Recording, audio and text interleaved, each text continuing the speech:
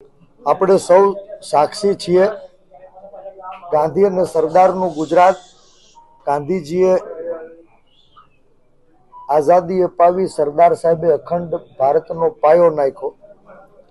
બાબા સાહેબે બંધારણથી 18 વર્ષની અધિકારની યાત્રા શરૂ કરી હતી લોખંડી પુરુષ શ્રી સરદારના નામે 20 વર્ષ સુધી રાજકીય રોટલા શેકી રાજની સિંહાસને બેસનારા લોકો જે પાર્ટીને મુખ્યત્વે બળ પૂરું પાડનારા પાટીદાર અને ક્ષત્રિય સમાજ 24ની ચૂંટણીએ પડકાર બનીને ઉભર્યા ત્યારે સૌ પ્રથમ પાટીદારો અને ક્ષત્રિયોની વચ્ચે વર્ગ વિગ્રહ પેદા કરવાનો પ્રયાસ થયો બંને સમાજોએ ખૂબ સંયમથી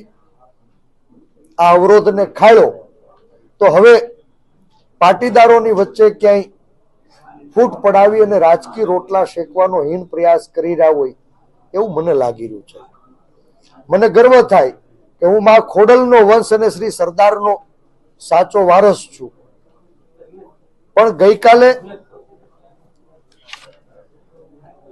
ઠીક લોકસભાની ચૂંટણીના પડઘમ વાગી રહ્યા છે લોકશાહીને બચાવવાનો છેલ્લો પ્રયાસ એવી આ લોકસભાની ચૂંટણીનો પ્રચાર અંતિમ તબક્કે છે ભારતીય જનતા પાર્ટીએ ખૂબ પ્રયાસ કર્યો હોવા છતાં રાજકોટના રણ મેદાનમાં 18 વરણ એક થઈ ભારતીય જનતા પાર્ટીની નિષ્ફળ નીતિઓ સામે જ્યારે સવાલ ઉઠાવી રહ્યા છે ત્યારે ક્યાંય ને ક્યાંય લોકોનું મંદી મોંઘવારી બેરોજગારી અત્યાચાર ભ્રષ્ટાચાર ફી માફિયા જમીન માફિયા ભૂ માફિયા ડ્રગ્સ માફિયા કર આતંકવાદ ટોલ આતંકવાદ સહિતની વિવિધ સમસ્યાઓથી ધ્યાન ભટકાવવા માટે રાજકોટ તાલુકા પોલીસ સ્ટેશનમાં ભારતીય જનતા પાર્ટીના કહેવાથી એની પોલીસે એક ફરિયાદ દાખલ કરી IPC 153A 188 114 public representative act 125 127A4 મુજબ ગઈકાલે 2 મેના રોજ અંદાજિત 12 વાગ્યાના સુમારે આ ફરિયાદ દાખલ કરવામાં આવી છે ફરિયાદના મુદ્દા શું છે અમે તો આવી કોઈ પત્રિકા જોઈ નથી કોંગ્રેસ પક્ષના કાર્યકર્તા તરીકે સમાનતા અને સદભાવનાના પાયા ઉપર આ દેશને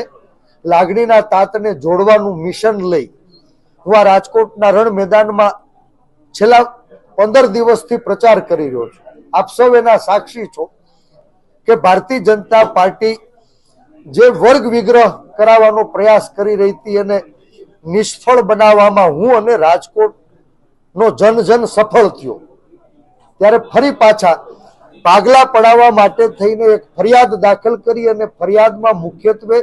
10 મુદ્દાઓનો જે ઉલ્લેખ કર્યો એ મારા ધ્યાન ઉપર આવ્યો છે ભારતીય જનતા પાર્ટીના અંદરો અંદરના વિખવાદ નું પરિણામ મુદ્દા નંબર 1 જે ફરિયાદ થઈ છે એ મુજબ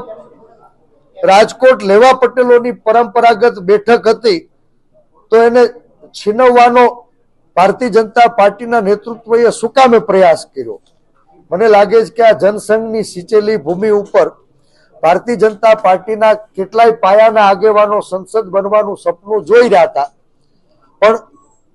એના અહંકારી રાષ્ટ્રીય નેતૃત્વએ એ અવસર ન આપ્યો એટલે પેટમાં દુખતું હોય અને માથું કૂટવાનો ક્યાંક ભારતીય જનતા પાર્ટીના નેતાઓ દ્વારા જ પ્રયાસ થયો હોય એવું પ્રથમ નજરે લાગી રહ્યું છે આ ફરિયાદમાં બતાવ્યા મુજબ બીજો મુદ્દો જે ઉચ્ચાર્યો છે ભાજપના હાલના ઉમેદવારી લેવા પટેલોના કટ્ટર વિરોધી છે એવું ફરિયાદમાં એ પત્રિકાનો ઉલ્લેખ કરીને નોંધ કરવામાં આવી ત્રીજા મુદ્દામાં ભારતીય જનતા પાર્ટીના હાલના ઉમેદવારે લેવા પટેલોને ગોધરિયા કીધા આ વાતનો ઉલ્લેખ કરવામાં આવ્યો ચોથા મુદ્દામાં કેશુભાઈ પટેલને ભારતીય જનતા પાર્ટીના હાલના ઉમેદવારે ભાદરવાના ભીંડા કહીને અપમાન કર્યું હતું આ વાતનો આ પત્રિકામાં ઉલ્લેખ કરવામાં આવ્યો. પાંચમો મુદ્દો જે ફરિયાદમાં એનું ખુદ વર્ણન થયું છે, 2015ના અનામત આંદોલનમાં આ જ નેતાઓ દ્વારા એની સૂચનાથી એની પોલીસ દ્વારા પાટીદાર માબેન દીકરીઓને ઘરમાં જઈને મારવામાં આવી ત્યારે ક્યાં હતા એ સવાલ કરવામાં આવ્યો છે. છઠ્ઠો મુદ્દો જે ફરિયાદમાં ઉલ્લેખ થયો છે, આનંદીબેન પટેલને મુખ્યમંત્રી પદેથી હટાવવા માટેનું ષડયંત્ર કોણે રચ્યું હતું એ સવાલ ક્યાંય ભારતીય જનતા પાર્ટીના હાલના ઉમેદવાર સામે ઉભો કરવામાં આવ્યો છે. સાતમો મુદ્દો જે ફરિયાદમાં ખુદ ફરિયાદ કરનારા લોકોએ ઉલ્લેખ કર્યો છે, મોહનભાઈ કુંડારિયાને લેવા પટેલોએ મત આપ્યા હતા, તો હવે પરેશ ધાનાણી ઉમેદવાર તરીકે લડી રહ્યા તો કડવા પટેલ મત આપશે કે કેમ, આ સવાલ પૂછવામાં આવ્યો છે. આઠમા મુદ્દામાં જે ફરિયાદની અંદર ઉલ્લેખ છે કે માં ઉમાના વારસદારો એવું અભિમાન કરે છે કે માં ખોડલના વંશજો સામાજિક અને રાજકીય રીતે 50 વર્ષ પાછળ છે, તો શું એને આગળ આવવાનો અધિકાર નથી? આ ફરિયાદની અંદર આ વાતનો ઉલ્લેખ કરવામાં આવ્યો છે. નવમા મુદ્દામાં જે ફરિયાદની અંદર ઉલ્લેખ થયો એનો સાર છે કે જ્યારે મત લેવાના હોય ત્યારે સમસ્ત પાટીદાર અને મત દેવાના થાય ત્યારે લેવા કડવાને કોણ લડાવે છે, આ સવાલ ફરિયાદની અંદર એનો ઉલ્લેખ કરવામાં આવ્યો છે. અને 10મો સવાલ જે ફરિયાદની અંદર ઉઠાવવામાં આવ્યો છે કે 2 દાયકા પછી રાજકોટ સંસદીય મત વિસ્તારમાં લેવા પટેલ ઉમેદવારને પ્રતિનિધિત્વ મળ્યું ત્યારે જ આ લેવા કડવા પટેલો વચ્ચે વૈમનસ્ય પેદા થાય એવો પ્રયાસ કોણ કરી રહ્યા છે?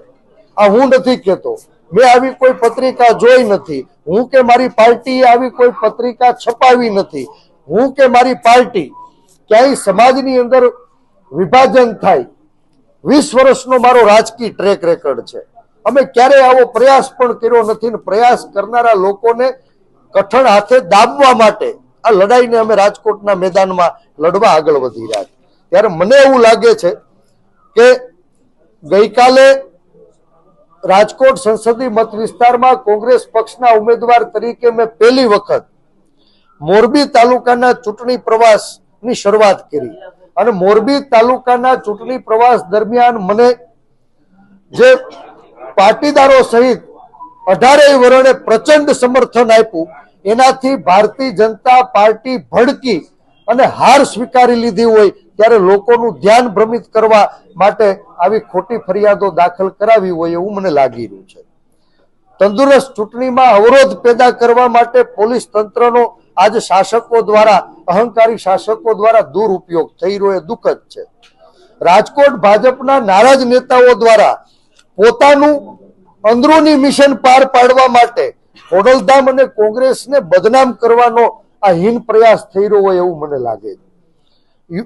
મૂળ ભાજપના ભડકેલા પેજ પ્રમુખો પાસે નામઠામ વગરની પત્રિકાઓ વેચાવી અને ખોડલધામ તથા કોંગ્રેસના કાર્યકર્તાઓ એને ક્યાંય ફસાવવાનું ષડયંત્ર થયું છે, તો આ ષડયંત્ર કોણે રચ્યું એ તપાસનો વિષય છે. આ પેલું નથી. વડોદરામાં પણ પત્રિકા યુદ્ધ એ ભારતીય જનતા પાર્ટીના સળગતા ઘરની નિશાની હતી. રાજકોટમાં પણ આ પત્રિકા યુદ્ધ મને લાગે છે કે કમલમની કાર્યાલયે કકળાટનું પ્રતિબિંબ છે. કોંગ્રેસ પક્ષે હંમેશા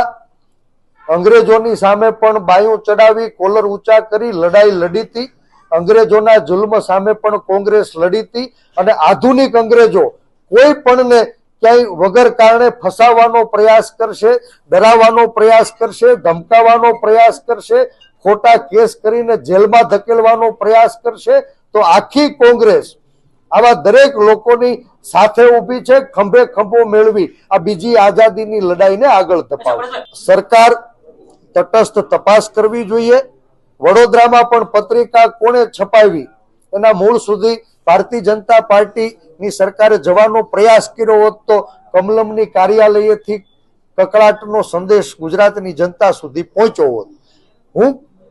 પોલીસ વિભાગને પણ વિનંતી કરું છું કે આ પત્રિકા કોણે છપાવી, શું કામે છપાવી, જે સત્ય હકીકતો છે જેનાથી ગુજરાતનો જન વાકેફ છે, આવી પત્રિકા નામઠામ વગર છપાવવાનો કોઈ મતલબ નથી. મને એવું લાગે છે કે મૂળ ભાજપના ભડકેલા પેજ પ્રમુખો પાસે નામઠામ વગરની પત્રિકાઓ વહેંચાવી અને ખોડલધામ યુવા સમિતિના કાર્યકરોને ફસાવવાનું કોઈ ષડયંત્ર રચ્યું છે. પોતાનું મિશન પાર પાડવા માટે ખોડલધામ અને કોંગ્રેસને બદનામ કરવાનું ષડયંત્ર રચ્યું છે અને આના મૂળ સુધી જવા માટે હું પોલીસ તંત્રને વિનંતી કરું છું. સાંજ સમાચાર ફેસબુક પેજને લાઇક કરો, વિડીયો શેર કરો અને વધુ વિગતવાર સમાચાર માટે sanssamachar.net વિઝિટ કરો.